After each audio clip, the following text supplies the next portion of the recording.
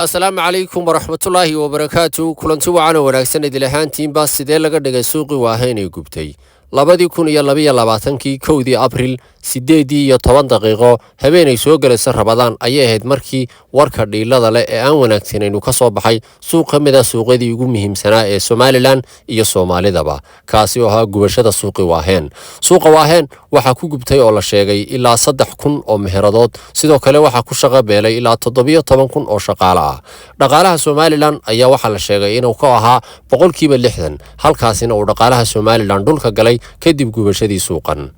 hanti lagu qiyaasay ilaa 2 bilyan oo dollar ayaa ku gubatay suuqan haddaba labadii sano u dambeeyay waxa ka socday suuqan dibudhis cajiib ah waxa laga hirgeliyay dhismayaal casri ah oo kamid ah dhismayaasha ugu casirsan ee imika wadanka laga dhiso sidoo kale wadooyinkii ciriiriga ah ee aan la isku daba mari kari jirin ee dadku iska sugu jireen imika waxa lagu bedelay wadooyin waaweyn oo baabuurta ay dhax mari karto haddii ayna ula iman shuqul Soomaali oo ayna soo degin wadooyinka halkaasina ayna wadooyin ku xiran haddii wadooyinka loo ilaaliyo waxa loo sameeyay wadooyin aad u qurux badan waxa laga hirgeliyay suuqyo iyo sidoo kale sekada la layngareeyay oo sidoo kale wadooyin lagu wareejiyay dhammaan suuqa meel kasta wadan looga saaray si uu fududaado dhismayaasha suuqu imika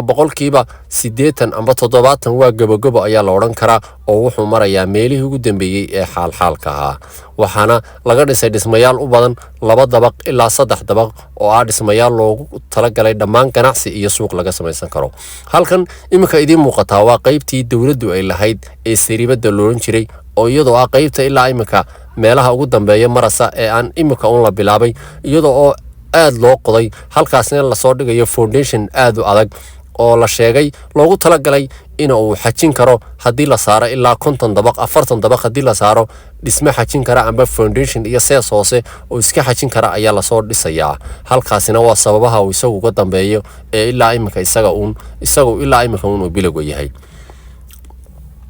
laakiin suuqa qaybta ay shacabku leeyihiin ee 40% laga bixiyay hantida galasa amba lagu dhisayo dadka lagu wareejiyay waxay maraysaa gabagabo sanadkan dhaxdiisana waxa laga yaabaa in la furo oo xariga laga jaro suuqa wadooyinkan marmar ayaa la dhigi doonaa sida la sheegay oo waa la qurxin doonaa isagoo intan ka qurux badanna waa laga yaabaa in aynu soo duubno insha Allah sidoo kale isagoo camirmay oo la soo degay oo dhammaan meheradahan la camiray isagana insha Allah waa laga yaabaa in aynu muuqaal ka soo duubi doono laakiin muuqaalkani waa hordhac oo maadaama anigu aan soo daadaawinay suuqa sida laga dhigay kamaraduna waa ay furnayd idinkuna insha Allah waxaan jeclaystay in aad ila yar daawataan oo aad ilaa halku marayaad eegtaan aad ila yar eegtaan insha Allah suuqani waxa uu yahay suuq aad muhiim ugu ah dhammaan Soomaalida oo dhan iyo bariga Afrikaba haddaba suuqani waxa uu noqon doonaa imika suuq kamid ah suuqyada ugu casirsan waxa uu noqon doonaa suuqii ugu weynaa ee ugu casirsanaa ee inta la qorsheeyay oo si fiican loo qorsheeyay wadooyinkiisa iyo jihooyinkiisa iyo dhismayaasha ay dawladda ka fakirtay kadibna la bilaabay dhismihiisa dhismayaashu waxa imika ku dhow yihiin saynu sheegnay gabagabo oo waxay marayaan meelihii ugu dambeeyay suuqani waa suuqa ugu weyn ee dhammaan Somaliland oo dhan sidoo kale waa mid kamid ah suuqyada ugu weyn ee Soomaalida amba suuqyada ugu waaweyn ee bariga Afrika fooqaasi waa fooqa ugu dheer ee suuqan laga dhisayo waxa la sheegay inuu leeyahay ganacsadaha weyn ee dahabshiil oo laga dhigayo fooqa ugu dheer ilaa iyo 11 dabaq ayaa la sheegay inuu fooqaasi noqon doono waxa uu noqon doonaa fooqa ugu dheer ee suuqan laga dhiso sidoo kale qaybo kale oo aan suuqa imika gubanin oo hareeraha ayaa iyaduna shacabkii lahaa intay dumiyeen ay ku soo darayaan suuqa si ay isaguna ay quruxda u raaciyaan sida la sheegay imika meel kamaradu qabatay oo dhawaan la dumiyay waxa la sheegay in ayna ahayn qaybihii gubtay laakiin ay dadkii lahaa intay dumiyeen ay imika dhisayaan